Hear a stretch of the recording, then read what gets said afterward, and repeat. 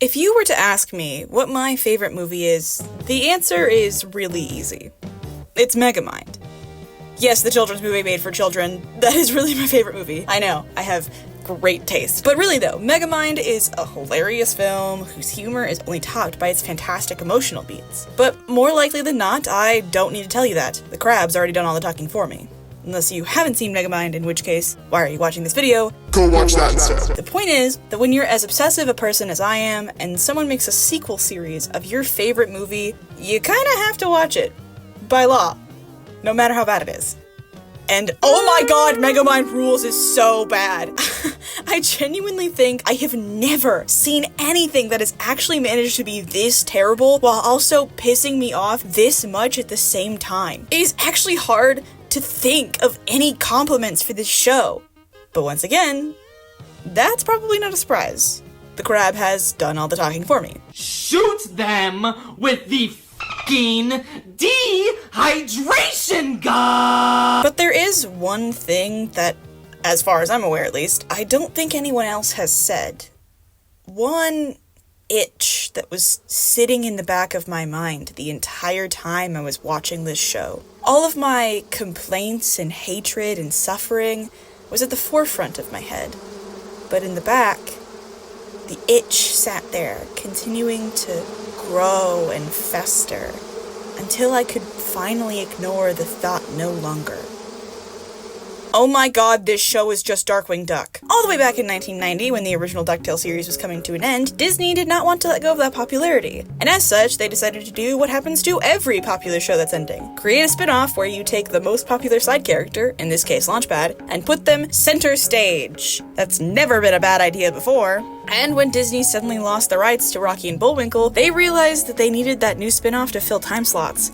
Fast. Originally, the series was meant to be based on an episode in the original show, Double O Duck, a spy thriller. That was until Tad Stones changed the series to be a superhero one, inspired by pulp comic heroes such as Batman and Zorro, as well as Tad Stones' relationship with his then 2-year-old daughter. Throw in Launchpad as a side character rather than in center stage, and sprinkle in an excellent theme song. And boom! From this strange mixture of ideas, Darkwing Duck was born. Now, this comparison that I am making might confuse a lot of you. I'm gonna guess that most of you have not had the misfortune of actually watching Megamind Rules, and there's also probably a good chunk of you who have never even heard of Darkwing Duck, let alone watched an episode. This is a really hyper-specific video that is just for me, and me alone. But this comparison is not as out of left field as you'd imagine. Both shows have a protagonist that is a superhero who has little to no powers. They mostly just use their inventions to fight, as well as fisticuffs. Said protagonist is also an egomaniac who cares a lot more about appearing to be a hero rather than actually being a hero, and as such they have a large focus on that character's image. Both shows have a secondary little girl character that is either the main hero's surrogate child or literally just their kid. Both shows have a sidekick character who is a little dumb but has a heart of gold and keeps the main hero grounded, and finally, both shows have a villain team made up of 4 idiots that's sometimes being led by a 5th actually intimidating super evil guy. Almost every character from Megamind Rules has a 1-to-1 parallel lineup from Darkwing Duck. Even characters like Metro Man and Roxanne have parallels to Darkwing versions. Admittedly looser ones, but it's still there. But despite their similarities, these shows couldn't be further from each other in terms of quality. So the question is, how is it that 2 different shows with extremely similar ideas and characters could have their final results being so different?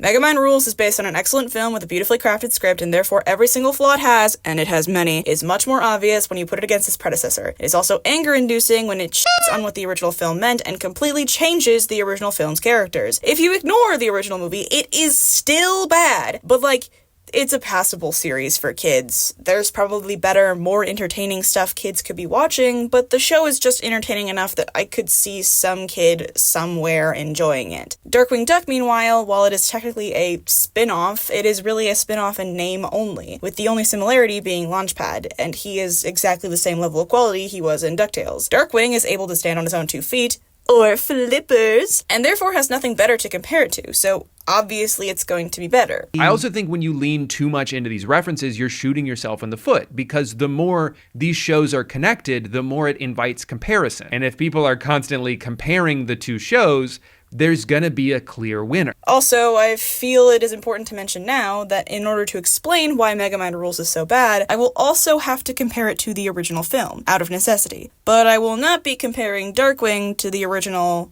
because honestly, they're a lot less similar. Okay, great, we got that out of the way. Now we can do the fun, stupid comparison stuff. Megamind Rules is fucking boring! That's really the best way I can describe it. I mean, yes, it's infuriating and flanderizing and idiotic and babyish, but mostly it's just fucking boring!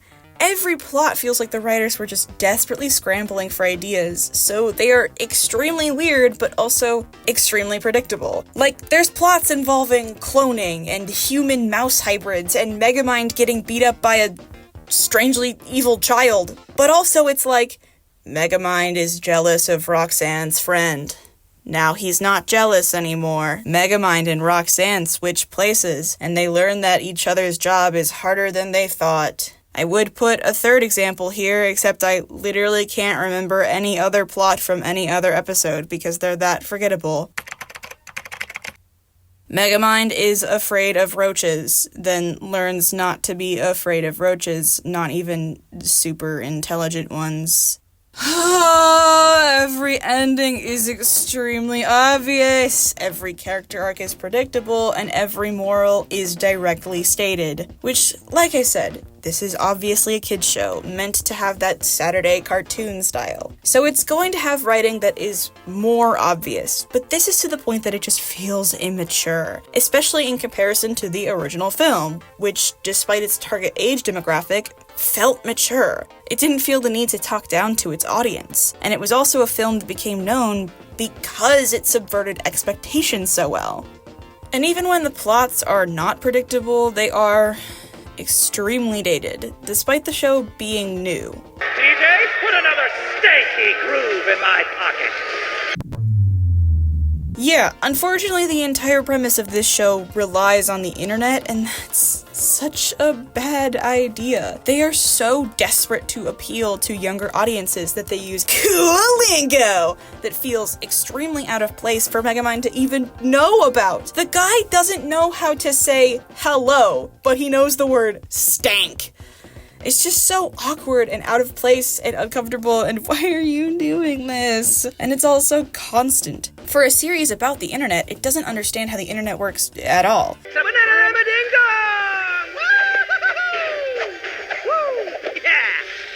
Hey, dude monkerinos! Your happy hometown dude monkey here. Shall we stop another crime? You've been a hero just a short time, and already you're influencing strangely charismatic. Hey, that guy is...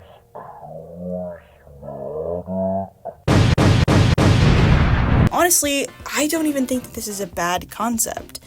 Probably for a different property, not for Megamind. But a hero vlogger is actually kind of interesting, and I like the idea that the vlog is about the hero giving hero advice in the form of rules. It would make sense for the vlog to be popular because it would allow people to see heroes do cool stuff. But not if they spoke like this. This guy sounds like a drunk surfer boy doing his worst Gilbert Godfrey impression, and every line he says just makes me want to curl up in a little cringe ball. Why is he talking like this? Why are they talking like this? If they just spoke normally and were actually genuine and worked on writing a character for it, a hero vlog could totally work!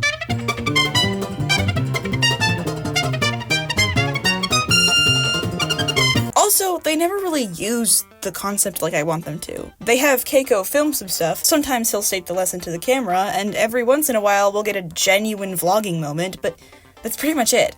For a show about a superhero vlogger, he doesn't actually really vlog very often. He never tells us his thoughts, and I can only think of a couple times he has actually listed his rules. You know, the name of the show. Here's an example of what I mean. The 8th episode includes Megamind's old evil teacher, don't ask, using the Doom Syndicate to attack several locations, but it's actually a trick to get Megamind to destroy a bunch of stuff, which he knows he'll do because Megamind is a fucking idiot. All of this is to make Megamind look like a villain and the teacher to look like a hero.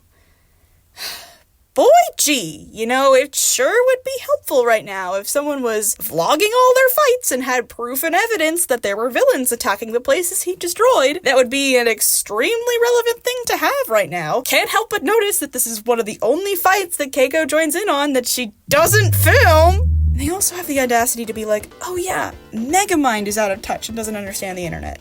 Which I do believe, but neither do you! Hello, fans. I am here talking into the camera as if I were talking to you in person, thanks to the magic of the internet. And Megamind, be more natural, dude. You're moving your arms like a floppy inflatable at a used car lot. So more like, hello, my biggest fans. Megamind here. Perfect. Megamind does his normal dramatic ass thing, the thing that shows a lot of character and personality and energy. Keiko, no, that's not right. Megamind acts super stiffly. Keiko, perfect. Now, obviously Megamind still sucked in the first one, but that was because of the awkwardness in the words he was saying, not because he wasn't performing them well. Asking him to act more casually is going to come off as less natural because he's not a very casual guy, and it's just going to make it worse and awkward. And every plot involving the internet is like this. It's awkward and bad and doesn't understand the internet. And at the same time, they barely use it!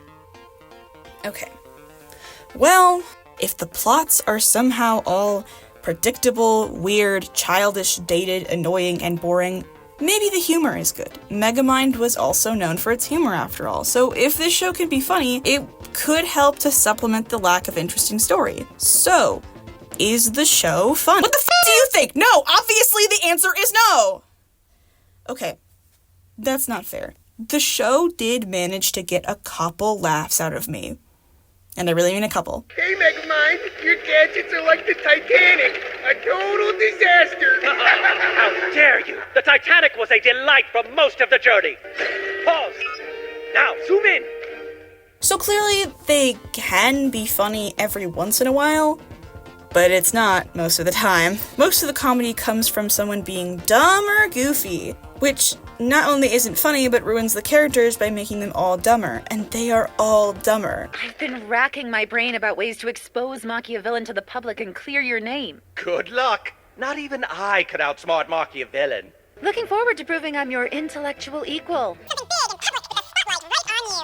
Living like every news outlet. I think it would really help the city see you as you really are. I thought we were a good team, but then you put vocal italics on that last part. Now I'm worried people might get the wrong impression. Oh no, I would never give you anything but exactly what you deserve. I'm done playing games with you. Pity, because the way I see it, the game is just getting started. When the humor isn't people being dumb, it's a failed attempt at parody. Hey, the original film did parody, we should do it too. No, like, as an example, in episode 2, when Megamind is worried that knocking a friend into a vat turned them into a villain. Got it. Top 10 times where someone literally created a nemesis by knocking them into something. Look, this isn't a bad concept, I just wish it was executed better and less annoying. You don't need to tell us what you're parodying for us to understand that it's parody. We know the original is a Superman parody. You don't need to tell us top 10 times the hero was sent to Earth from a dying planet. If they just did the parody without constantly signaling to us that they're doing a parody, it would be so much funnier. And like I said, this is really the only comedy they've got other than people being dumb or immature. Megamind didn't have to rely on parody to be funny because it was also just funny. And so is Darkwing Duck. See, Darkwing Duck is actually hilarious. DW? Darkwing Duck! Ah! Lobster women! Gee, Drake, sorry for acting like a chowderhead. Oh, Ham, you weren't acting, and I'm gonna make him respect me if I have to break every bone in my body! You've got to save me! If I stay here any longer, I'll go crazy! Go. Ooh, Quackster, babe, you really need to seek professional help. Have I ever told you the story of the little girl, the golf club, and the firing squad? I'm ruined! What are you whining about? You never had any powers to begin with. You stole my wackiness. I did not.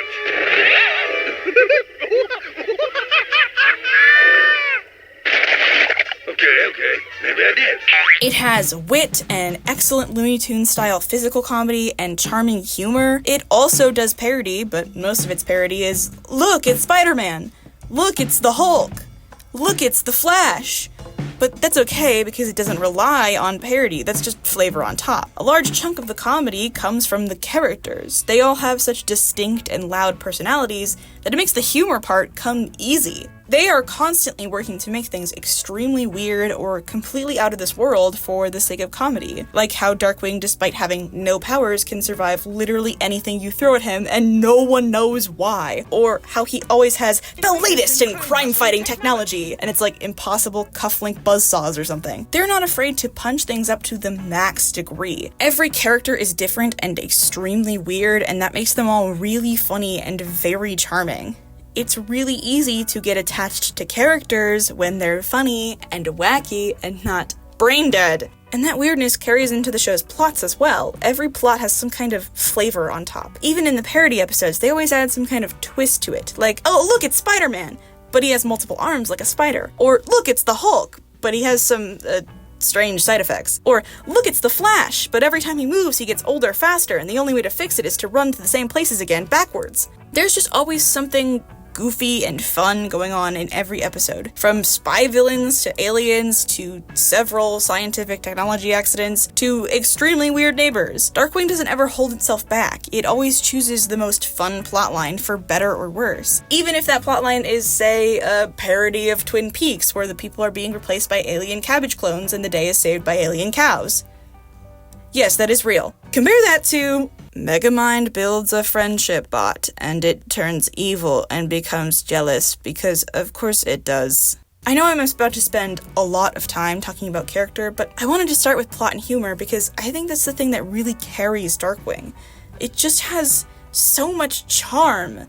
The show has so much character and personality, so much so that I even find this series entertaining when it's bad. Cause yeah, it's not always great. Sometimes they have serious animation errors, like coloring the characters wrong. Sometimes they have a weird storyline that doesn't really make any sense. And the continuity in this series is garbage. Like, sometimes they'll keep track of it, but they just do what they want, even if it doesn't make sense. Who fucking cares? Even when the show is at its worst writing-wise, it still has so much passion that I don't really care, except for the few times that the show was racist. That's just genuinely extremely bad, and no amount of passion or charm can save. It's only like 2, maybe 3 episodes out of a whole 90 episode run, but like, you know.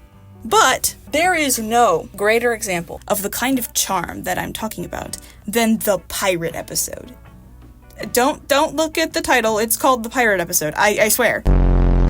1 for you, 36 for me. Oh no, we don't have the budget to animate him walking off the plank? Oh, that's okay, we'll just cut, no one will notice.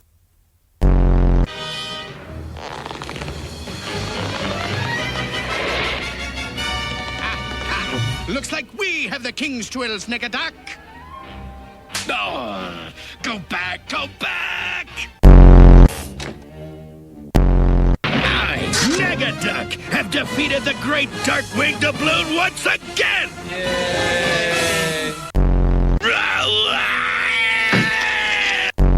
Ooh, he's so bad. See, he walks, and everything's normal, and oh, yep, he hit an invisible wall.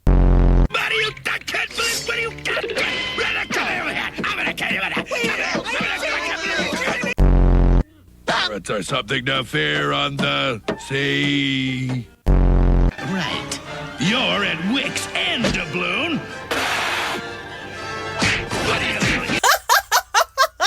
They battle for like 2 seconds, and then, oh no, it's too dark. We'll just put some flash flashes on the screen. Don't worry about who catches Negaduck. That's not important. Every second someone moves, we bleed more money. They need to be stiller. I am the terror that sails the seas. This image, God, it's so beautiful. It's such a weird expression, and he doesn't move at all for the entire shot, except for his eyes that slowly blink. He's so trapped in this strange face for so long that it's so obvious. This is art. This might be my favorite image of anything ever. I love it so much. I highly doubt they still have them, but if there is an original cell of this image, I would love to own it so much. I would frame it and put it on my wall, and I would look at it every day. When Megamind Rules is bad, it's not funny. Well, actually, it is kind of funny, but mostly it's just sad and anger-inducing and fucking ugly. And again, I know that this is because you can compare it to Megamind, which is obviously the superior film. It's a disappointment to watch it fall so far, but all of this just feels so obviously forced. I can't describe it based on anything other than a vibe, but the people who made Megamind Rules feel like they were desperately checking boxes in an attempt to cash in on memes and appeal to the sudden influx of people who like Megamind.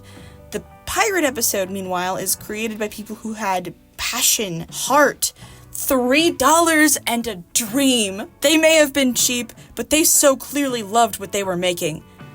I'm not sure if Megamind Rules has a shred of respect for itself, let alone its source material. We'll get into it. Darkwing is a show with crazy plots packed full of hilarious comedy, and between all of that is a crazy, well-written character drama full of charm, heart, and passion. Megamind doesn't have good humor or funny characters. It doesn't have charm or heart. It has annoying its audience, saying weird things, or parody. The parody itself is kind of funny and mildly interesting, but it's poorly executed, and there's nothing built on top of it. Just because your house has a good foundation doesn't make it a pretty house. So when discussing and comparing character, I thought I would go from the least bad to the most bad. So we're starting with the new addition to the main characters, Keiko, a child training to be a crime fighter under Megamind, and also supposedly helping with the internet stuff, even though she also doesn't get it. I actually don't have that much to say about Keiko. She is fine. She's a new character, so she has no previous character to compare to, and I don't know, she doesn't annoy me as much as the other characters do, but she also isn't as good as the characters in the original movie. Sometimes she says things that are weird, but her personality is fine. She's just kind of fine and kind of there. I didn't even write any notes on her when I was watching the show. I will say, though, that I don't think she's totally necessary. The core of the story was the romance aspect between Megamind and Roxanne. It feels weird to just throw a child in there, especially when Roxanne and Megamind's relationship is so poor. I get that she exists to be the child perspective in the children's show, and she's supposed to be like his Robin, but I don't know, you've already got Minion, and it just feels kind of weird that Megamind's third best friend is a child. The whole thing feels so unnecessary. By contrast, Gosalyn is extremely important to this show. You don't have Gosalyn, you don't have a show. And even though the personalities are kind of similar, both being more masculine and troublemakers, Gosalyn is executed so much better. She is brash and determined and sometimes a little selfish, and she does whatever she wants. She's, well, spirited. And that spirit very often gets her into trouble. She's a kid who's lost her parents as well as her grandfather, her only guardian. And everyone at the orphanage thinks she's too much to handle. Because, well, you know, she can be. You know, I'm not a problem child. Grandpa said I just have a lot of spirit. He said, when you're full of spirit, everyone else looks empty. Someday I'll meet somebody who understands that. Then I'll be adopted. That's why her and Darkwing's relationship works so well. At first, she's just excited to be in the presence of a superhero and go fight crime. But he's also the only person in her life who grows to understand her and care for her. Grandpa used to sing me a lullaby. Oh, well, then I don't really know any lullabies. Sadness. Why don't you teach me one of his so I can sing it back to you? This has the suspicious sting of reverse psychology to it. But have it your way.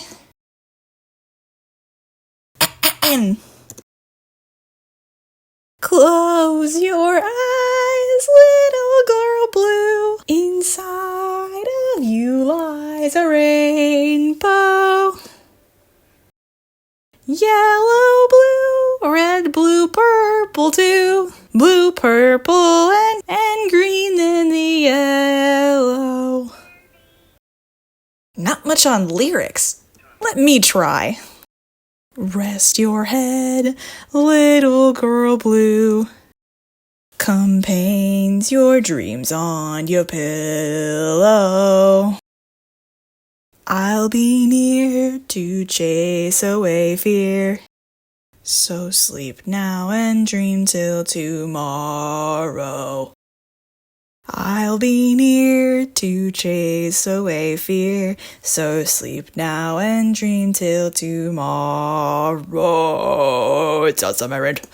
She is the first person he shows his secret identity to, taking off the mask and beginning to live a partially normal life just to become her dad. While I don't necessarily have any problems with Keiko, she just doesn't feel as important as Goslin. She says she's a troublemaker and feels othered, but she also has a mother who is pretty loving and accepting. Her arc involves her making a mistake and getting tricked into betraying Megamind, something that could be interesting, but outside of a few scenes of her talking about her guilt, there aren't really any consequences to this. It's a very similar mistake we've seen before, including the beginning and end of an arc, but not actually arcing.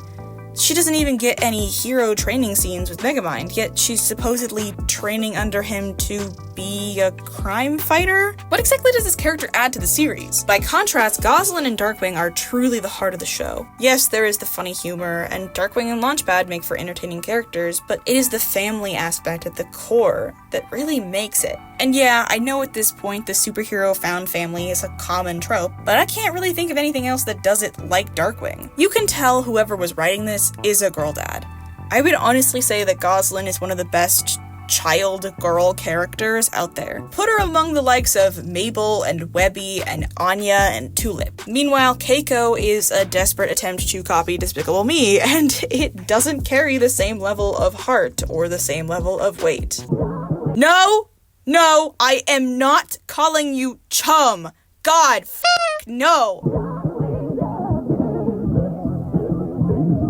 Similarly to Keiko, I don't actually have a lot to say about Minion. Of the returning characters, he is the best. That doesn't mean he's good, obviously. It just means that he's not Flanderized to quite the same degree as the others. He has the same personality and wants and desires, sorta. When writing these characters, it feels like they looked at a list of their traits and picked 2 of them to keep and forgot the rest. For Minion, it's him being Megamind's sidekick. That's it.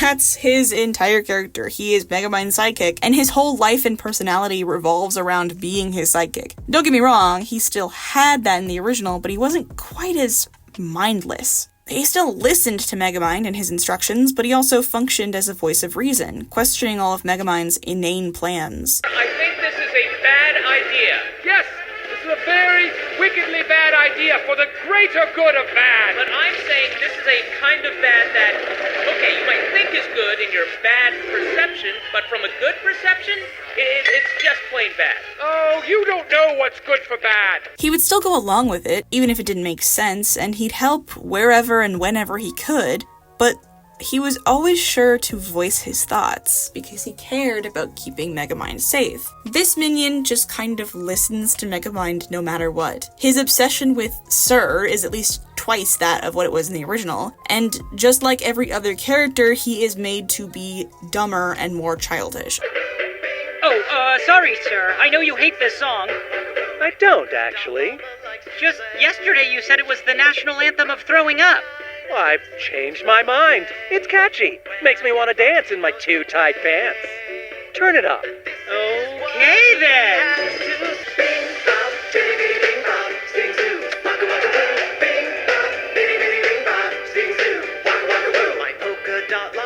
likes to play. Again, it is still kind of like the original, but if you watch them back to back, you can see the difference. Don't you think it would be more productive if we tried to find a way to help Megamind get out of jail? Keiko, you don't help Sir out of jail. He helps himself out of jail. Right, nice work sending me the watch, minion. You...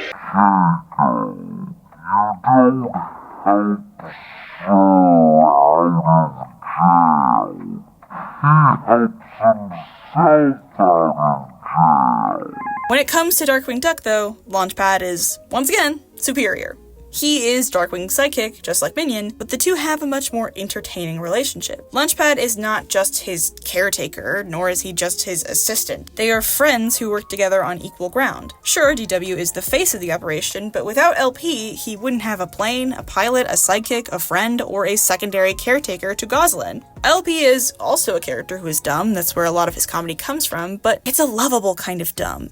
In Megamind Rules, every character who originally had intelligence gets it stripped away. It's completely out of character for Minion or Roxanne or Megamind to be as stupid as they are. And the fact that they are all stupid is extremely repetitive and annoying, especially when some of those dumb moments aren't even things that are being recognized as dumb, let alone used for comedy. But with LP, he is the only one who is as stupid as he is. And even though he is a little stupid and not a great pilot, he has such a big heart. He is always trying his best, no matter what. And yes, sometimes he will fail, but he will always try to help. And that's why he's so enjoyable to watch. At last, I'll have my revenge on those who tormented me, those who made me what I am!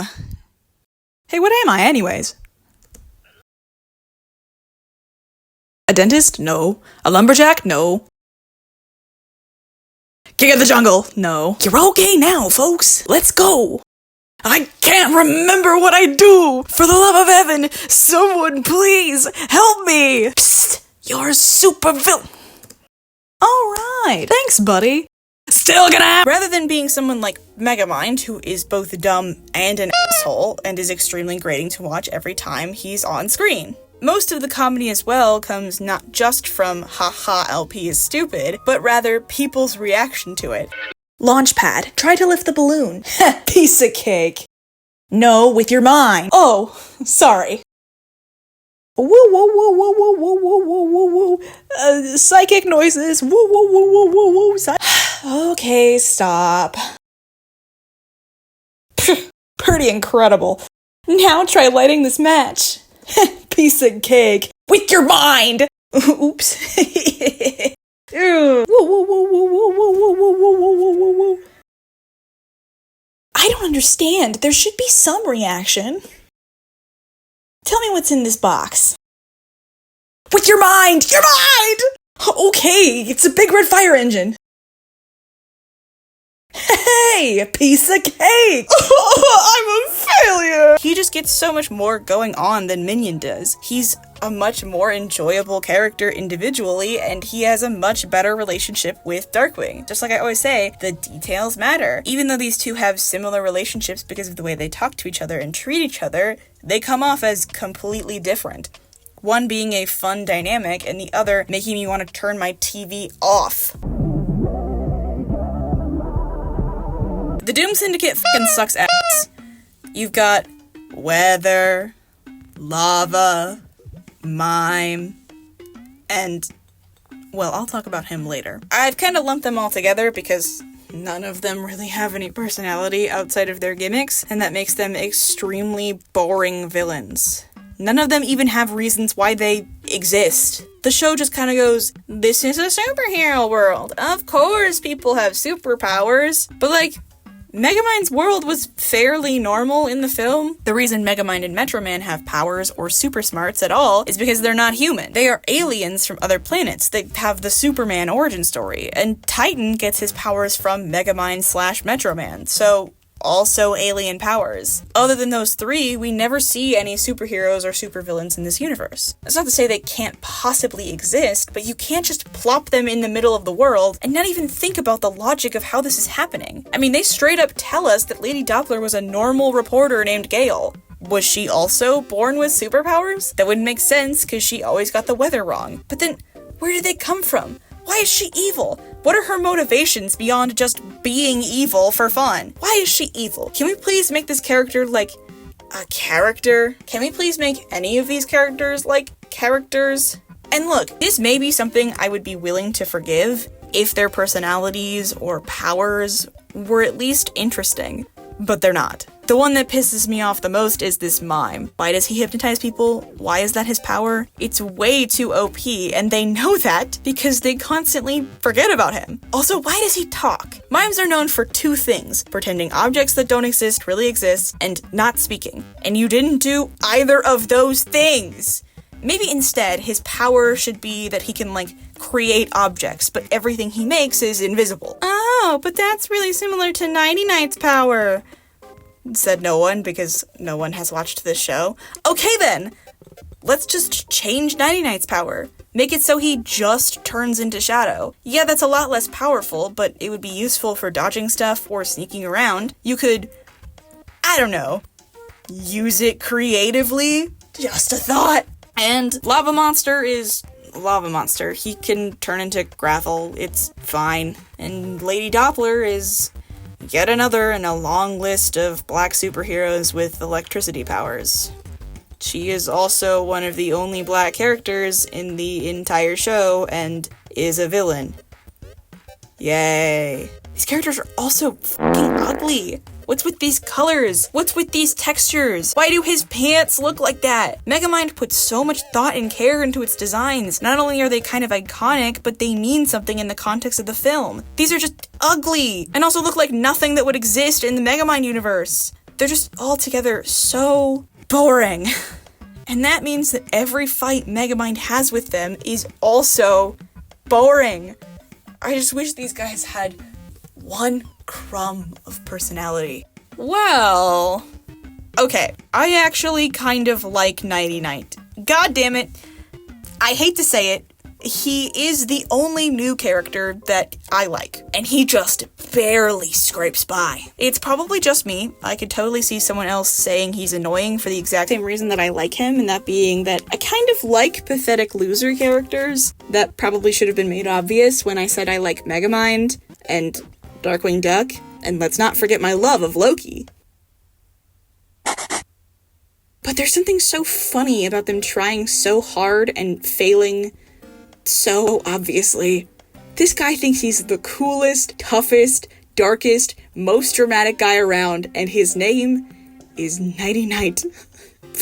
Okay? Yeah, that's kind of funny. Not really ha-ha funny, but like a silly funny. And he continues that throughout his appearances in the show. He's just kind of silly. He's the only villain Megamind faces that I actually enjoy seeing. He's the only new character at all I enjoy seeing. Plus, I think his design is passable. I mean, it could always be better. It definitely feels out of place in a world full of superheroes. And the stars definitely feel like stickers that were tacked on. But yeah, he's a cool, strong-looking knight. If he stood around in the darkness and didn't mention his name, you wouldn't expect that he would have this personality.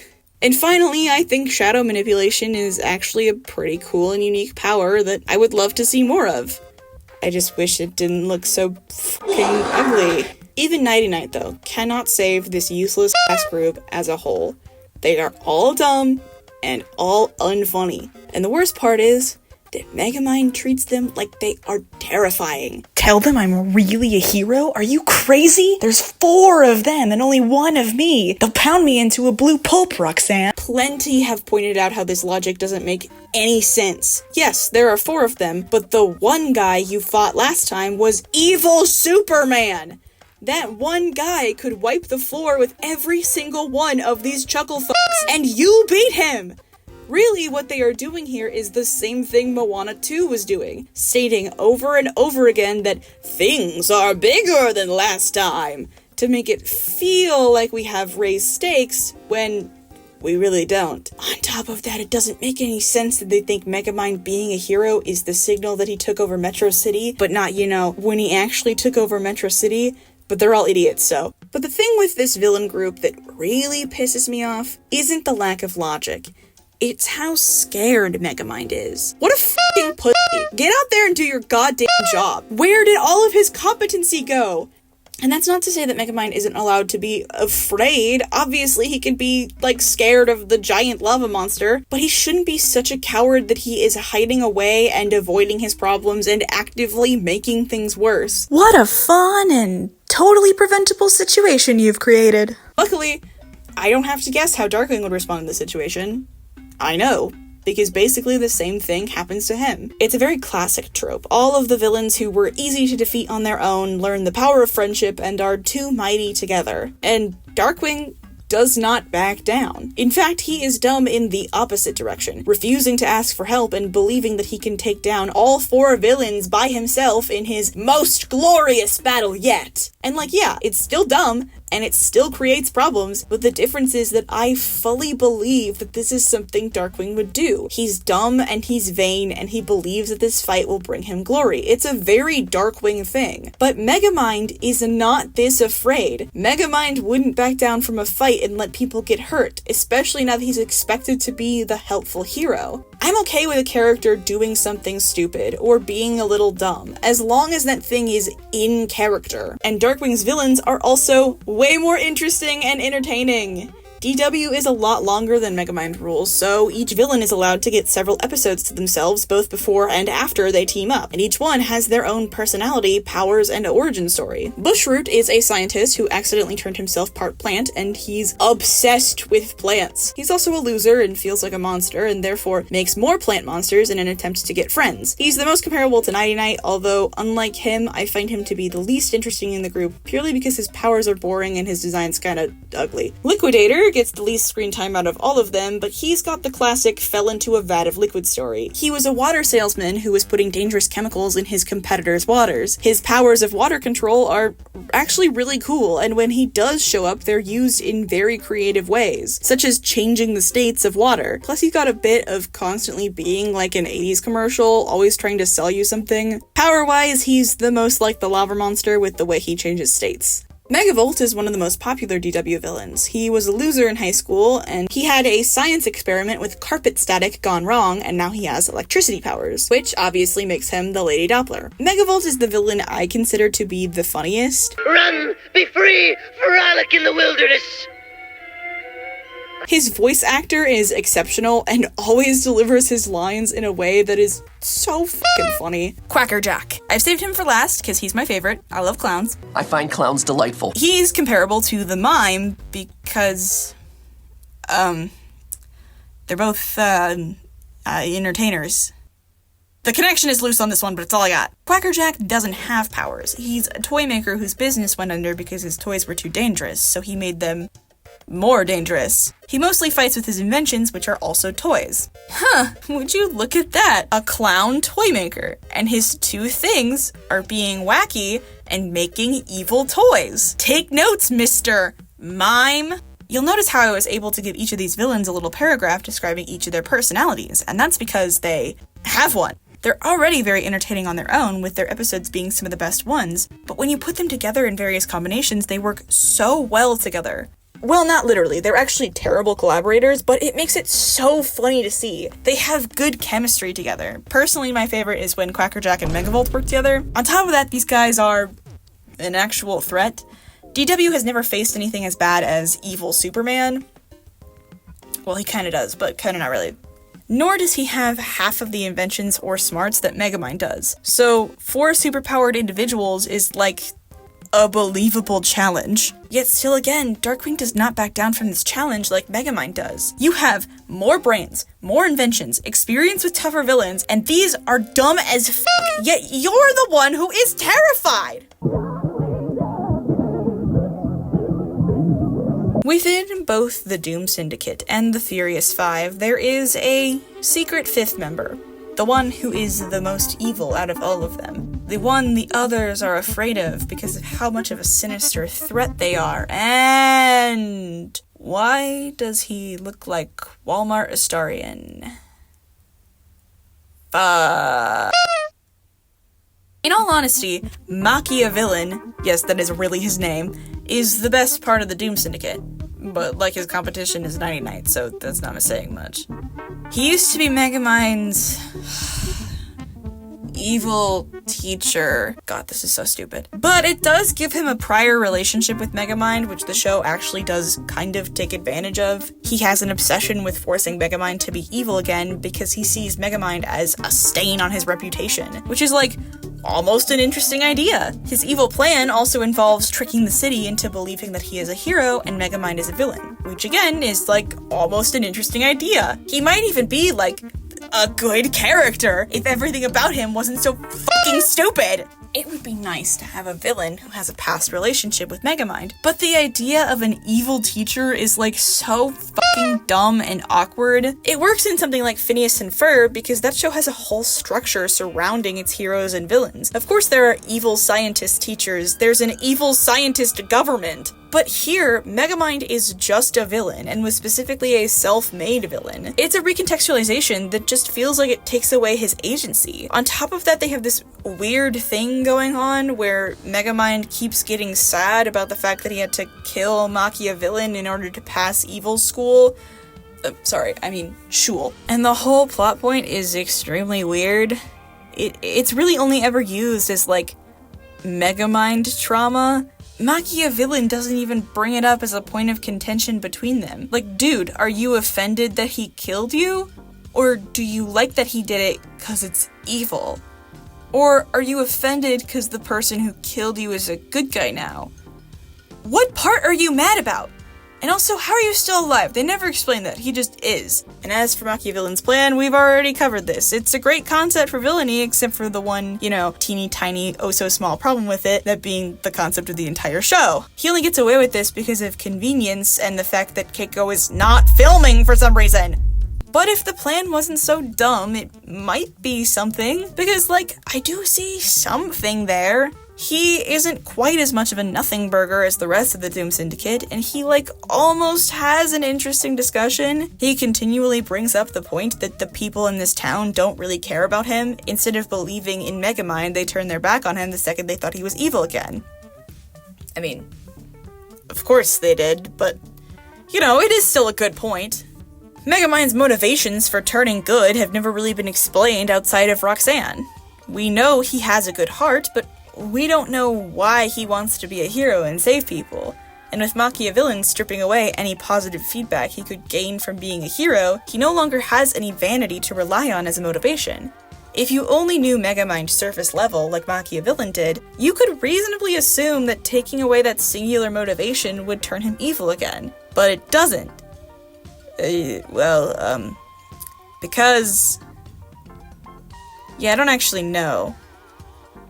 That's really the problem with this. I don't care how great the question you ask is, if we don't get an answer, it's not gonna matter. And we don't get an answer because we're too focused on evil Roxanne! Don't ask. And if the point was to explore Megamind's motivations outside of Roxanne, they do a poor job of it for one reason. Roxanne never believes he's evil. She's the one person who believes in Megafind? She's the one person who believes in Megamind. Which, no offense, but why? Are you really 100% sure you could trust him after everything he's done before? That might be the kind of question that they'd explore in this series, but nope. She just trusts him 100% and never buys into any of Machiavillain's shit. It's because his name's Machiavillain, isn't it?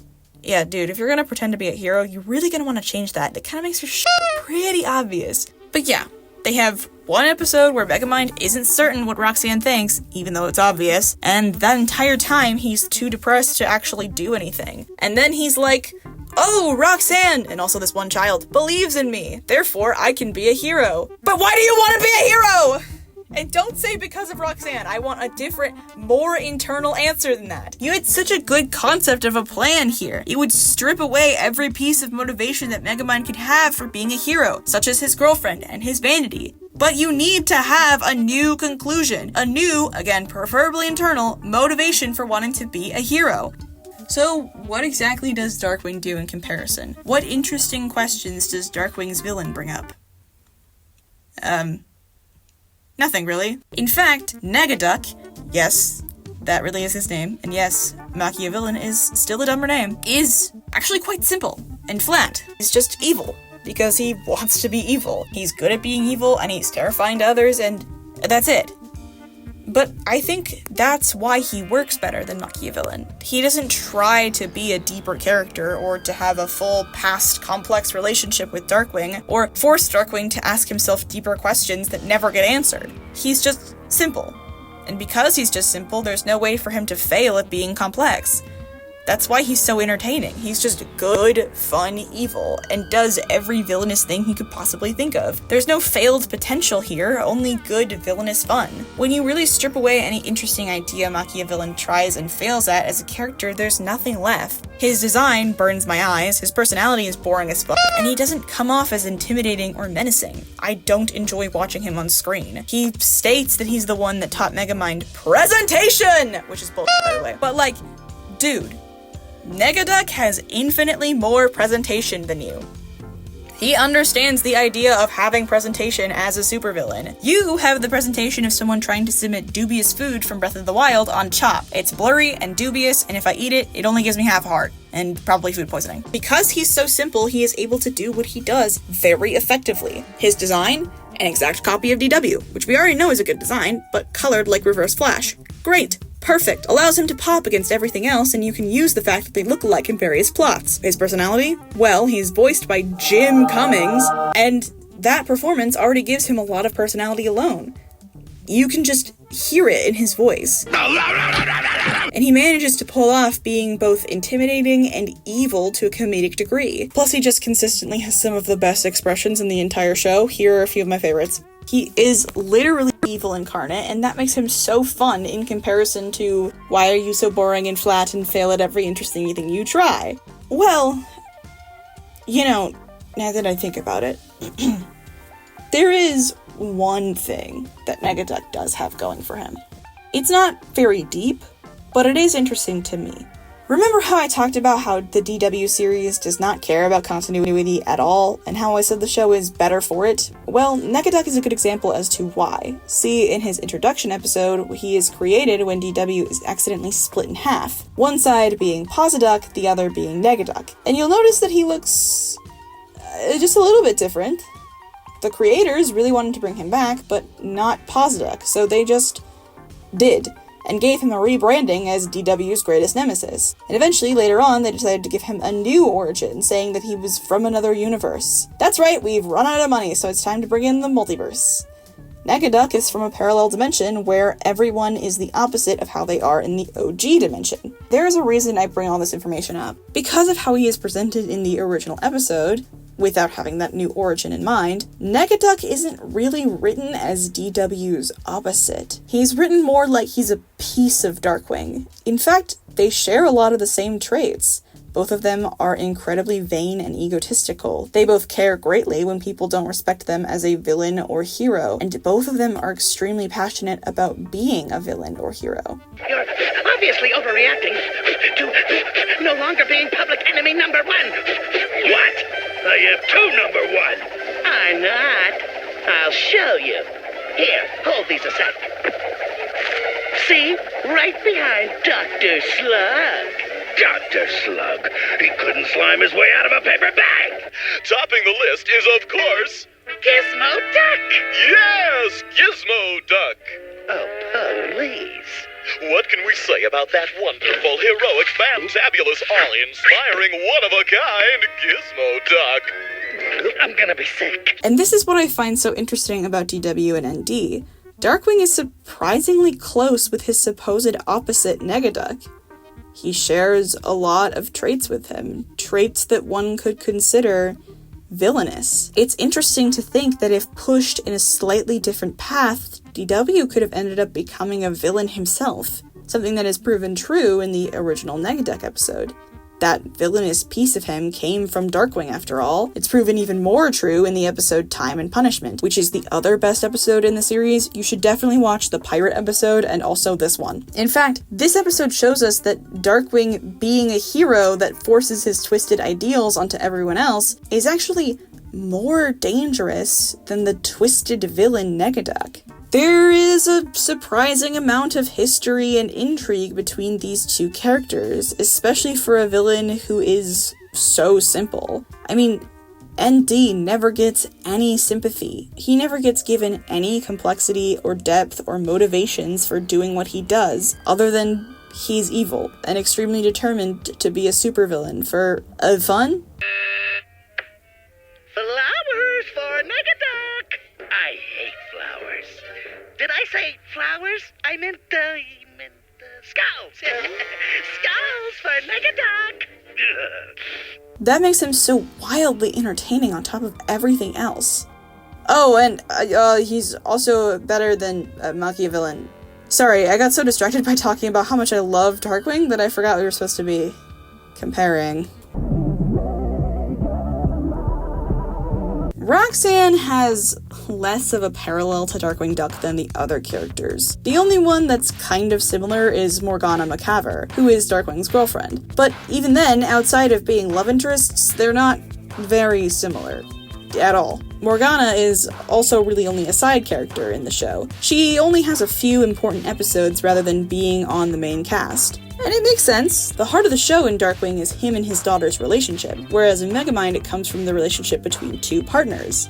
At least, in the original, Roxanne's writing is just as poor as everything else, if not worse. They don't really understand what motivates Roxanne at all, randomly deciding that she's actually not powerful enough as a cool reporter. No, we need her to be in a position of power. We need to make her the mayor. Randomly. And I think I get where this is coming from. Roxanne is very obviously the lowest lane in this Superman parody, so there's nothing wrong with wanting to give her more outside of her inspiration, but this literally makes no sense. You're telling me that in exactly 2 days, Roxanne went from the most excited reporter in the world, writing passionate speeches and desperately working to uncover the truth, even when it put her life in danger, to bored with her job and going through the motions. Like, yeah, maybe if it was 5 to 10 years in the future, sure. But 2 days?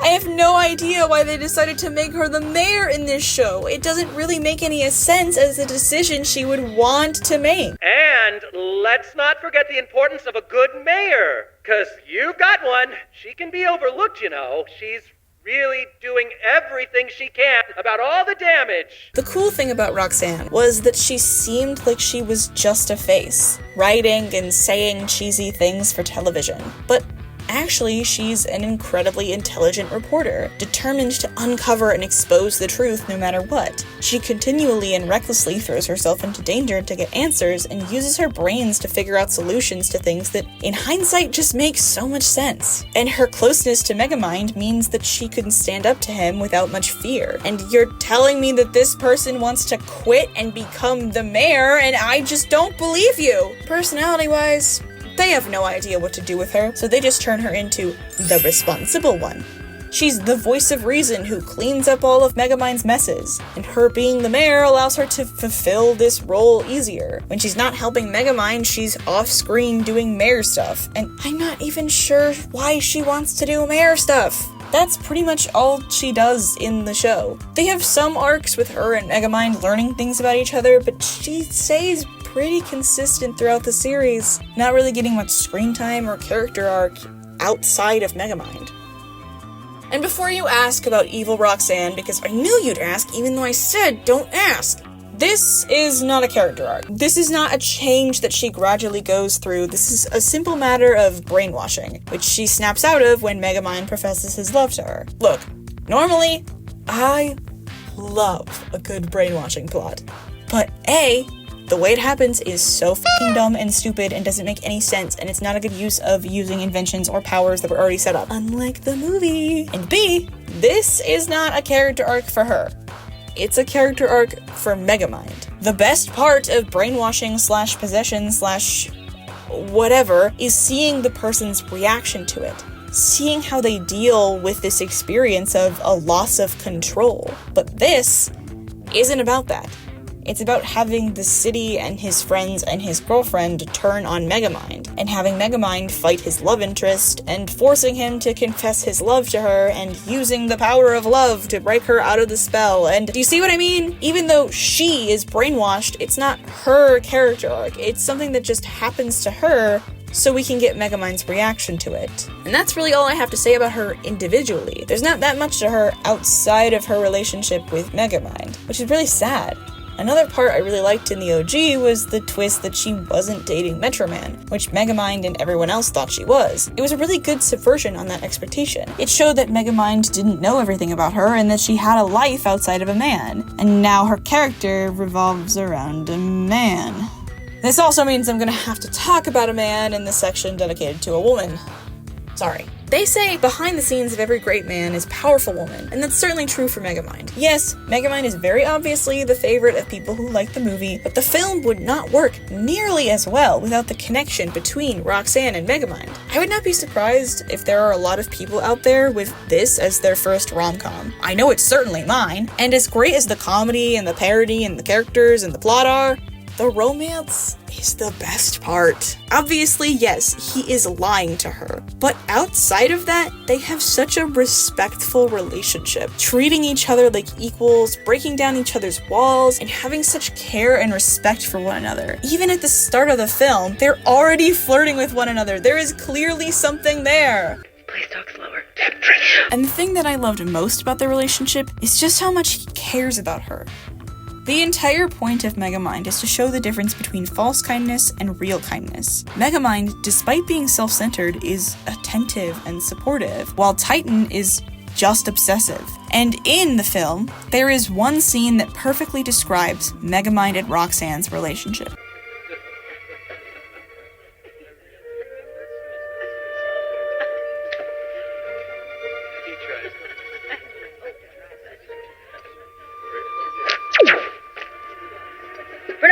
Roxanne! Sorry, I'm late. Wow, your hair looks exciting. Now this scene is like 30 seconds long. It's a very, very small piece of the film. But again, the details matter. Really, they do. Because details add up to a bigger picture. In this case, Roxanne comes running in. She's so excited about her big reveal that she's had no time to actually get ready for her date, and she is a mess. And Megamind takes one look at her and turns that mess into a compliment. That's Megamind to me. Someone who loves Roxanne so much that he doesn't even care what she looks like, because he can always turn it around to her being beautiful. Now compare that to this shit. Did you make muffins? Yeah, I'm trying new things. Why are you mad at my taste buds? Are you fucking kidding me? Are you fucking... No. Are you fucking kidding me? I'm done. No. Fuck this shit. Okay, I came back. This Megamind, if you can really even call him that, goes out of his way to insult Roxanne multiple times. Instead of taking something bad and turning it into a compliment, he goes out of his way to call her bad at something, to make fun of her. Again, it's a short scene, but that one scene goes against everything Megamind the character and Megamind the film stand for. This isn't a bad guy with a heart of gold. This isn't someone who's putting up walls but is kind underneath. This is so out of character. I fully believe it is something Titan would do. Which, now that I'm thinking about it... There's this really, really good looking one I've got my eye on currently. How are you doing this? Through the bobblehead of myself I gave you as a present. It's a tracking device so I can look out for you.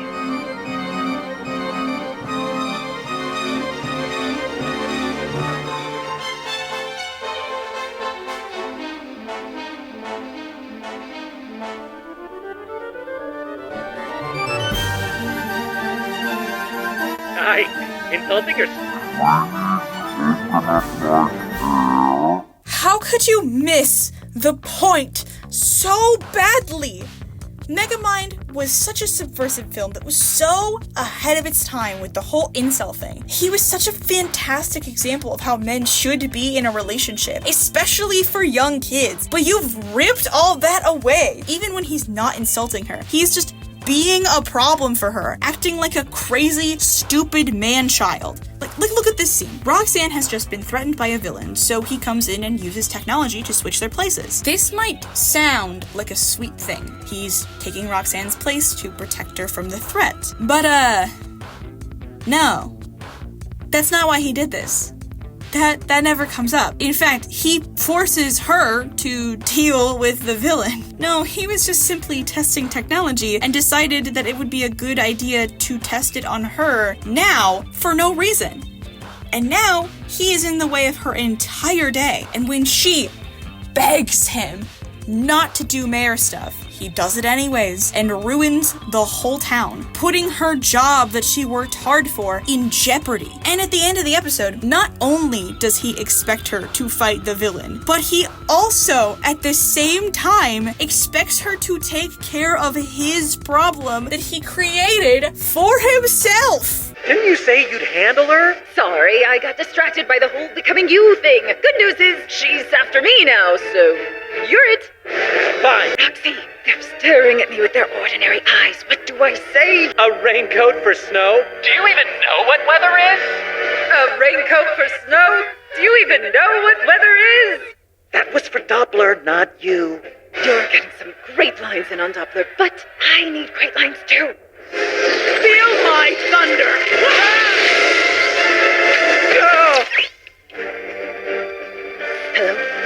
Hello?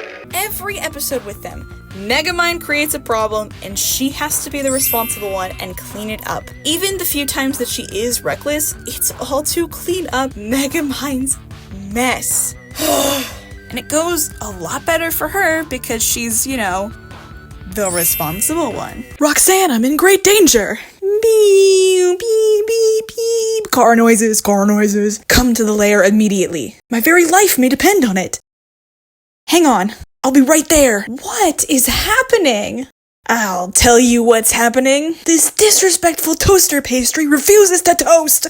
In his original film, Megamind was always someone who was very socially dumb. He didn't have proper parents and he didn't grow up properly socializing with other kids. So those skills are less than lacking. It causes him to be dumb in some moments or not know how to talk to people or not know how things work. You know, the classic OLO. So like, I believe he doesn't know what social media is or what a cell phone is. He doesn't even know what a flip phone is. What I don't believe is that Megamind doesn't know how to live or exist or cook for himself. Yes, obviously he had Minion taking care of him, but that shouldn't make him completely incompetent and totally reliant on Roxanne to take care of him like a child. They keep repeating this same theme where Megamind refuses to ask for help and keeps making things worse for himself until he finally admits to Roxanne that he needs help. This happens like 4 times, maybe even 5. And yeah, obviously, it is okay to ask for help, especially when without help, you're just going to make things worse for yourself. Roxanne is his friend, and she should be able to help him do things that he doesn't know how to do, like helping him bake a cake.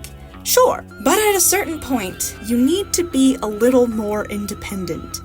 Begging your friend to come down to your house saying it's a life or death emergency just because you don't know how to work a toaster is not okay.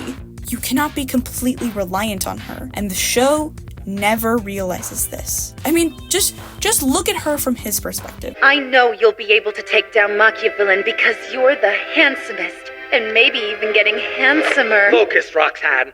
To defeat Machiavillain, we must plan every... Yeah, let's just go for it. Hey! Oh, wait! No! This is Roxanne in a dream. This is how he sees her. Lovey-dovey, obsessed with him, brain dead, something to protect and make goo-goo eyes at him. And in real life, she is someone who is there to take care of him, to fix his problems. All of the respect, all of the equality in their relationship, all out the window. And none of this is even bringing up the weirdness of the fact that they aren't even dating throughout the show. There's no reason to do this. It doesn't add anything to make it a build-up. It's in fact more cliche to include a will they won't they than to just have them be dating throughout the series and actually getting to see and experience their relationship. Outside of a few lines, it doesn't even really get much development or actual, build-up. It's mostly just Megamind being afraid to confess to her like a schoolboy with a crush. Which, it already doesn't make sense that they aren't dating. But if you want to say that maybe Roxanne needs some more time to trust him, or get used to her feelings for him, then sure. I'd be willing to accept that. I'd still like to actually see their relationship at some point, but it makes logical sense, and it could be a good character arc for her. So, I'm following. But even with that fair explanation, it is already made clear how Megamind feels about Roxanne. How Roxanne feels about Megamind? Sure, that's something we could explore, if we ever gave her any character development. But dude, she knows how you feel about her. She knows. We all know. We are all well aware how you feel about her. I promise, dude, she knows. All of this, just to get this strange confession and kiss. And I almost want to like this scene. It is cute that they are kissing on, this tower, but I can't accept it. Because the rest of the relationship has just been ruined by the mistreatment of these characters and the mistreatment of this relationship. Oh, I forgot I was supposed to be comparing again. Darkwing Duck. Drake and Morgana, they're fine. They have a Batman, Selena Kyle kind of relationship with her being a villain and them having a will they won't they. But also, we do actually get to see them date. She's also a witch, and they do have some actually pretty cute moments with Drake fawning over her and her having a crush on him because they're both creatures of the night. However, they do also fight a lot in a pretty not cool way. She uses her magic on him to hurt him, and that stuff is played off for comedy, but it's not really funny. So yeah, this is one of the only points that I would say Darkwing could be better. It's not completely terrible, there's some good stuff, and Morgana is still a fun character, but it could use some work. It's okay. We all know who Darkwing is really dating anyways.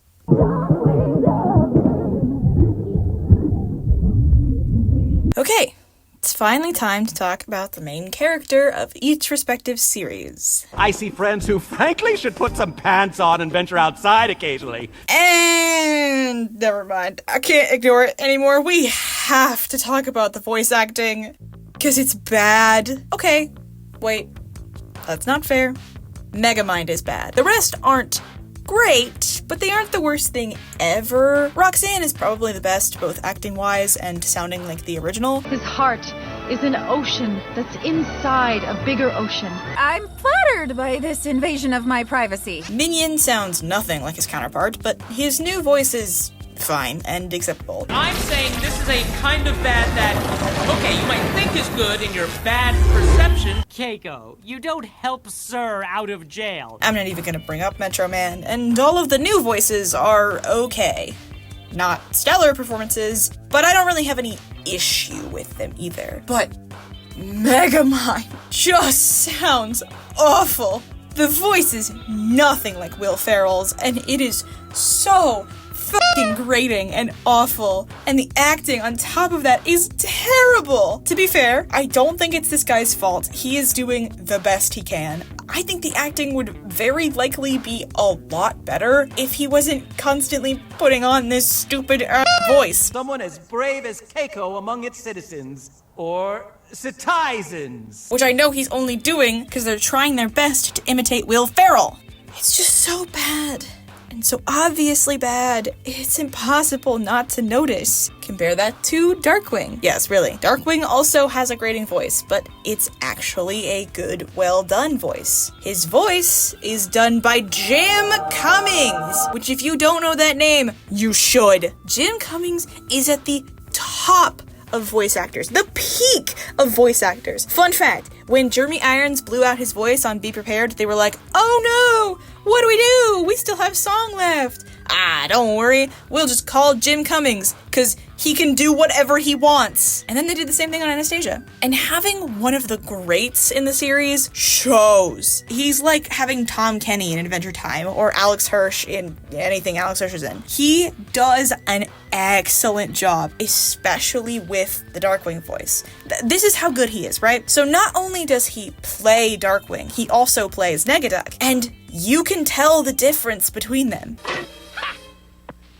You're so. Not only that, there's an episode where DW gets turned into Negaduck. Don't ask, science experiment. And for the DW Negaduck, he puts on a voice that is different from DW and different from Negaduck. Literally, when the Darkwing Negaduck shows up to talk to the real Negaduck, you can tell the difference between them. You can tell which one is actually DW. Disguising yourself as me, eh, Darkwing? It'll never work. What? You're Darkwing disguised as me. That is fucking skill. And then there's Megamind, which I could possibly be willing to forgive the way the show sounds. Not really. If it at least looked good, and it doesn't. What the f*** is that? This animation is so cheap and lazy, except instead of it being lazy some of the time, it's all of the time. It's so cheap that they would rather put in a throwaway line than actually make a new Megamind model of him in a prison uniform for the episode where he, goes to prison. Then I got rid of those ghost prison uniforms. They don't even have to design him one! He already has one! Just put it on the new model! Even in the Darkwing Duck pirate episode that I am actively describing as hilariously cheap, they still went through the effort of giving every character in it a completely new pirate design. And I get it. In 2D, it's a lot easier to have these characters change costume, the only difficulty being the actual design process. When it comes to 3D, it's a lot more difficult. You have to make a whole ass new model, which requires it to be rigged again. Doing all of that for one episode doesn't seem worth it. But if that's the case, why did you pick 3D? There were other options of movies that were 3D and changed to 2D for their series. Even DreamWorks has it! The animation is just so ugly and the voices are so bad. It's a horrible experience for every sense. I'm so tired. And he continues to make me even more tired because Megamind is the worst part of Megamind Rules, which should probably be obvious considering I've talked about him in multiple sections that are not his. Remember when I talked about Minion and how I said it felt like when writing these characters they picked like 2 traits and went, yeah, these are the ones we're gonna focus on.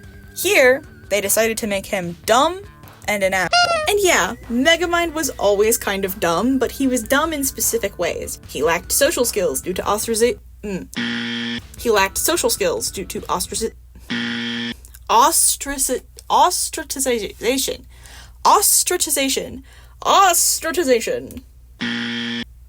How to say ostracization?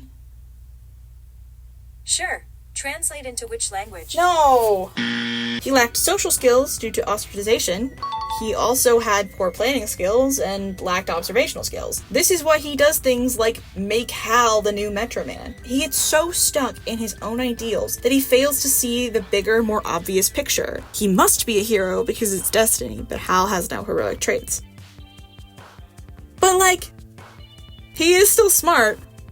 He has super genius. He creates all his own weapons and inventions, some of the most iconic ones he made as a child. And planning-wise, he still is pretty clever. For example, he knows Roxanne well enough to know that she can figure out where they are, even being blindfolded during the journey. He also knows that given the chance, she will reveal said information to Metro Man. Here, he is using his predictability to his advantage, while also reading another person's equally as predictable actions. It's exactly like what he says at the end. He's learned from his mistakes enough to know not only how to avoid them, but how to make them work for him. Compare that to the film/pilot of Megamind Rules, where it takes him stalling pretty much the entire runtime in order to come up with a plan. And when he finally does, what's the plan?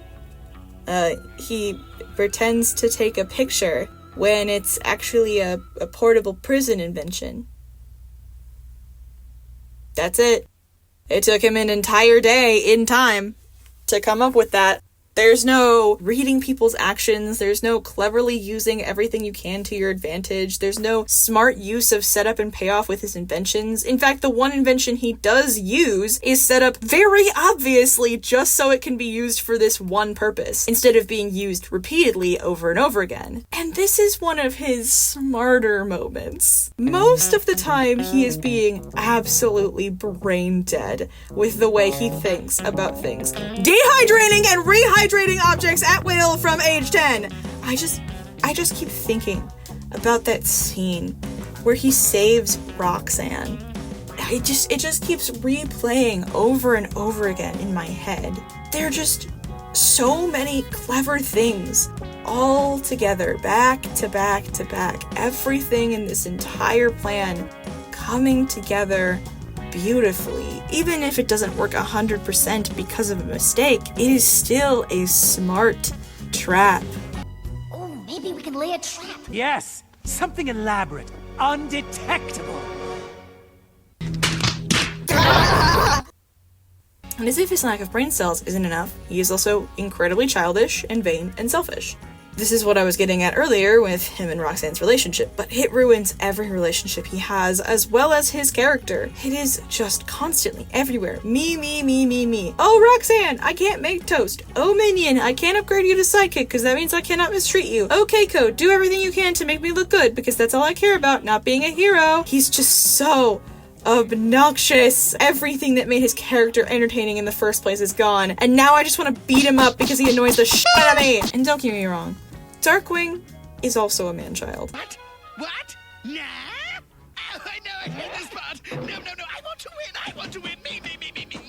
And I think this is the main reason why I wanted to compare these seemingly vastly different shows, because Darkwing has a lot of the same traits I described as negative and annoying with Megamind. He's also kind of dumb sometimes, with having very similar poor planning skills. He gets so hyper-focused on catching bad guys, he doesn't even realize what he is doing is dumb. He is also very selfish and egotistical. He cares about himself and his image and appearing like a great hero, and when people don't see him that way, he gets pissed. And there you have it, folks. A pitiful attempt by Darkwing Duck to steal the glory from St. Canard's newest hero, the Quiverwing Quack. He's pretty dumb and runs over old ladies' toes and is sometimes really bad at his job. DW never heard innocent people or set the city on fire. Not on purpose. But rather than those things coming across as annoying, they make him enjoyable. Purely by the way it is executed. There are three major differences between Megamind and Darkwing that make one fun and the other unbearable. And that being that DW is passionate about being a hero, he cares about his family, and he has more depth. As I talked about a lot earlier, Megamind doesn't really have a lot of motivations about being a hero. It doesn't come across as one either. He mostly cares about how it affects himself and his image. DW, for all his high amounts of ego boosting, actually cares about being a hero. He loves the gadgets and the costumes and the catchphrases and the drama and stopping all the cool villains, and most of all, he likes saving people. Yeah, getting credit as a cool hero is part of that, but he also just likes saving people. Sir, those bystanders are about to get squished! It does not look good for them. Oh, right, I'm a hero now! He is so obsessed with being a superhero, he still does it after going blind! The kind of dedication and passion that Darkwing has is infectious and causes his personality to pop off the screen. I am the kettle that whistles in the night.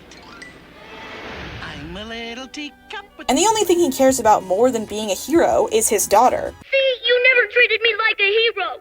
You just treat me like your baby girl. Because you are. Once again, I've already touched on their relationship, but it truly is the center of the show. The fact that they love each other is what brings Darkwing from being annoying to endearing. Sure, they fight. Sure, DW's ego gets in the way, but at the end of the day, he is always determined to be the best father he can be. He wasn't even planning on being one, with all of his focus going to crime fighting. But he loves Gosalyn so much that he chose to make her family, to give up time in his everyday life to take care of her. Megamind claims to care about Roxanne and Minion and Keiko. He says that Roxanne is the best thing that's ever happened to him, but I don't believe him because of his actions. He is insulting, egotistical, mean, childish, and he gets in the way, more often than not, being the one to create the conflict. Even at the end of episodes, when the lesson is supposedly learned, he is still causing problems for people, whereas Darkwing is actually able to learn the lesson. He doesn't need to tell us that he loves his family because we can see it. We can tell based on his actions. He literally gives up being Darkwing, the thing he is obsessed with, simply because he thinks it will allow him to be there for his daughter. When Gosalyn vanishes, he goes so insane, he becomes a villain. Yes, Darkwing is flawed, but those flaws are actually entertaining and funny, and that's because at the end of the day, he proves time and time again that he loves his daughter. In fact, all DW's relationships are just stronger than Megamind's. Darkwing's character as a whole is just stronger than Megamind's. Simply put, we get a lot more depth out of DW. There are multiple times that we see all of the ego and vanity and dramatics, and even the title of Darkwing Duck is just a mask. It's a way to cover up his insecurities. Drake Mallard, his real identity, is a loser growing up. He was a scared child and a nerdy teen. No one ever saw any value in Drake Mallard. But he was inspired by heroes, including himself, time travel shenanigans. So when he needed to save the day, he became someone else. Someone who has the ability to stop the bad guys, just like the heroes in his comics. When the pilot of Darkwing Duck starts, he's been the mysterious masked Mallard for a little while, and we see that that identity has taken over his life. He always lives as Darkwing Duck. He never takes off the mask, never tells anyone his secret identity, because why would he tell anyone he was secretly Drake the Dweeb? It is only because he brings Gosalyn into his life that he lives any amount of time as a normal, everyday suburban citizen. And all of this explains a lot. It explains why he's so obsessed with being a hero, why he's so obsessed with his identity, why he puts on all the dramatics, why he cares so much about his image being a cool, beloved hero, why he gets so upset when people don't see him that way, and why he has such a big ego. For an episodic children's show that doesn't really care about continuity, I kind of appreciate them giving a lot more context to his character rather than just having him be egotistical for no reason.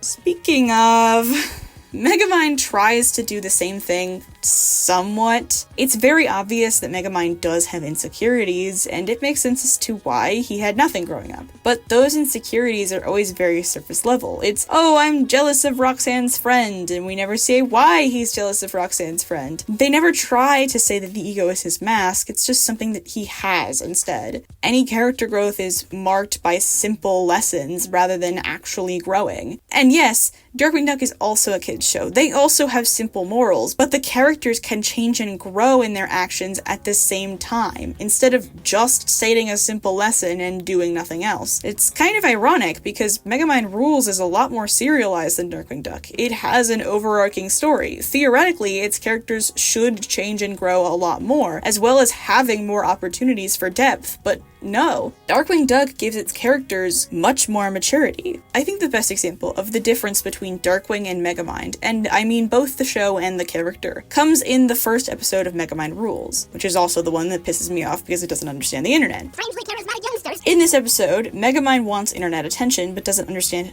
how Dude Monkey is able to get more than him. So he tries a bunch of increasingly embarrassing, awkward, and very obviously fake personalities in order to get attention. He thinks this is embarrassing, because it is, but when he accidentally posts it, he learns that the people like it. And he somehow learns to be more genuine. What?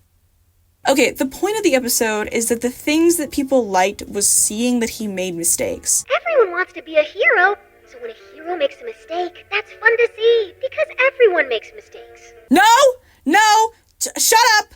Darkwing did it better than you. Tell your own original fucking movie did this better than you. Shut the fuck up! Him showing his mistakes is the thing that teaches him to be genuine, to show all of Megamind, warts included. But that message is muddled because this is not Megamind warts and all. This is Megamind putting on a character in a poor attempt to win people over. In fact, it's the opposite of Megamind warts and all. And also the internet would hate it because they can smell inauthenticity. Darkwing has a remarkably similar episode, Let's Get Respectable. In that episode, Darkwing realizes that everyone hates him because of his scary image. His daughter, the little salesman that she is, decides to help him make better branding. They literally use focus testing and machines to decide what Darkwing's identity should be, safe and respectable. And just like in the Megamind series, it actually works. The people like him more, they respect him and care for him in the way he always wanted. So obviously, I hate this, just like I did for Megamind, right? Well, no. In Megamind, the lesson was show people yourself warts and all, despite the fact that he is rewarded for being fake.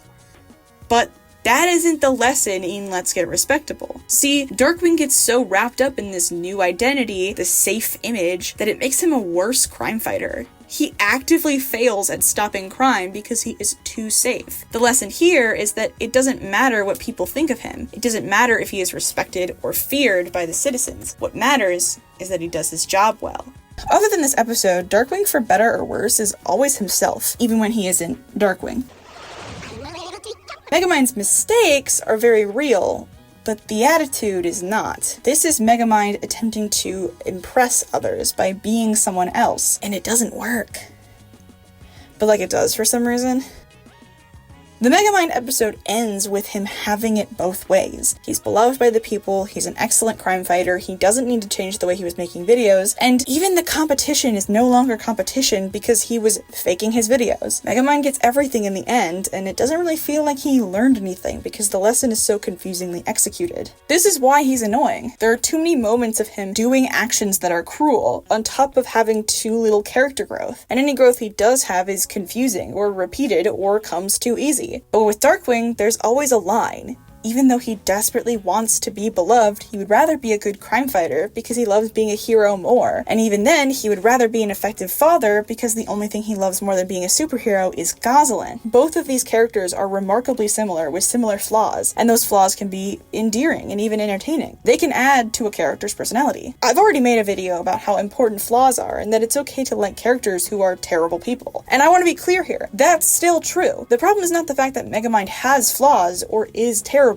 but the intent and execution. I don't think the writers want Megamind to be a terrible person, like with Gooseworks and Jax. I think they are intending for him to be similar to how he was in the movie, and for him to be likable. But if you add too many flaws and not enough good traits, especially to a protagonist you want people to like, you do get into the territory of annoying people. And in Megamind's case, those flaws were either completely exaggerated or just simply created for the sake of the series. He wasn't like this in the film. This characterization is inaccurate, poor writing, and not fun to watch because he is so much worse than he was originally. If you liked Megamind when he was egotistical and vain, but with a heart of gold and a love for his friends, then you'll probably like Darkwing. If you like the superhero parody and the humor, you'll probably like Darkwing. You should really just watch Darkwing because it is so much better than this. And if you really don't want to watch Darkwing, maybe instead you could watch DuckTales 2017. Because that's right, Darkwing Duck also has a better reboot that understands the point of its characters much better than this dumbass sequel. There's not enough time to defuse the bombs. There's not enough time. Just like with Roxanne, my comparison for Metro Man is very loose. The best character I could see him comparing to is Gizmoduck. They're both goody two-shoe heroes and have a tendency to be dramatic and play on cliches. Plus, they just have the same vibes. But even that is loose, because Metro Man is a little more vain and image-obsessed, so I don't really want to talk about that comparison. It doesn't interest me. What I do want to talk about is what Metro Man represents. In the original film, he is the same idea as Megamind, but flipped. Megamind asks the question, what if the villain doesn't want to be the villain? Metro Man asks the question, what if the hero doesn't want to be the hero? Megamind's ideals at the start of the film are this twisted idea of destiny. He believes that because the world tells him and Metro Man that they are destined to be villain and hero, that must mean they have to be that. They have to fight each other. I was destined to be a supervillain, and we were destined to be rivals. The die had been cast. But it is Metro Man who puts all those ideals into question. It is Metro Man that says, no, I never asked for these powers, I never asked to be a hero, and I don't want to be one anymore. In my eyes, this plot point is really what sets Megamind out from other films. Obviously, there have been other films around the same time that question the villain's motivations, but never have I seen a film question the heroes in quite the same way. It's just always assumed that, oh, you have power, therefore you want to be a hero and have to be a hero. I've never seen a film present the idea of quitting being a hero and doing something for yourself as positive. Or when it is shown, it's not done well. But Megamind does something different. Because it kind of says that Metro Man is right. Roxanne and Megamind are angry at him for abandoning the city, but the film never makes him come back. It never forces him to say, I was wrong, you were right, or pushes him back into the hero role. Because he is kind of right. He never got a choice in whether or not he was a hero, and he should get a choice. Megamind's morals and themes only work because Metro Man doesn't come back. And then the show says, So you're not going to help me? That seems pretty selfish. I'm not selfish. I just do whatever's in my best interest until I get what I want. No. No. We're not doing this anymore. Goodbye. Good night, everybody. Extremely selfish. The show makes him out to be extremely selfish. Again, Megamind as a film only works because Metro Man doesn't come back. Because Metro Man is kind of right and kind of has a point. And now, here they are, actively trying to force him to come back to the hero role while also repeatedly calling him selfish. Imagine this with any other job. Hey, I know I'm an excellent pizza delivery boy, but pizza delivery is just really not my passion, so I'd like to quit.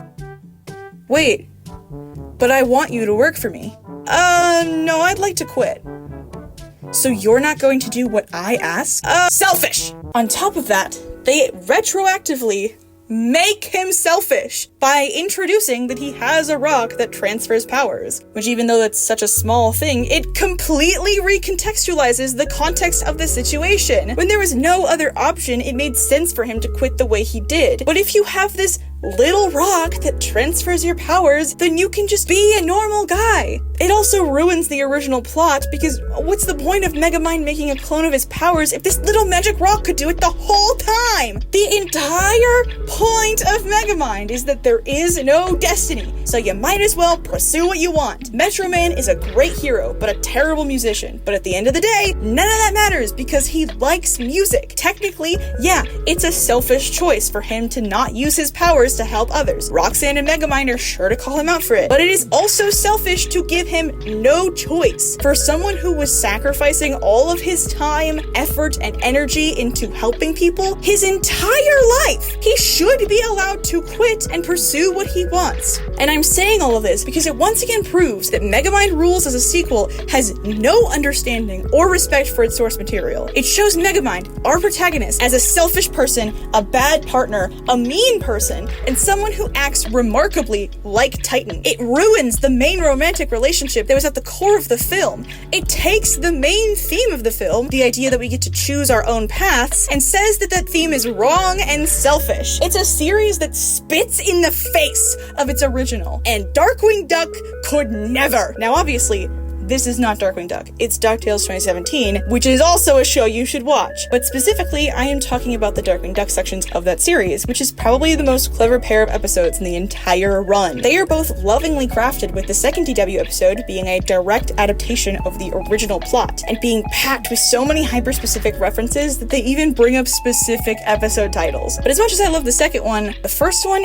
is the one I really enjoy the most, because there are layers. First of all, with the way the entire conceit of the episode was built, it is a discussion of remakes. Ah, cool! A big budget reboot of a thing I loved as a kid! Those are always great! Which is obviously ironic because it is a remake. The conflict in this episode is the old versus the new. The battle being the original fans versus the new creators, which comes to a resolution when they realize that they are all true fans just trying their best, and the fans and creators work together to make a better project. Secondarily, it is a discussion of how history has changed superheroes as a whole. It's specifically with Batman, but you can apply it to a lot of heroes, with the original intent being a silly, goofy story for kids, and slowly over time including more darker themes and elements to the point that it's an entirely different story in plot and tone. And finally, as if all of that weren't enough, it is also just an extremely clever adaptation of Darkwing Duck. It ends with a twist that is extremely smart that I won't spoil, but if you know, you know.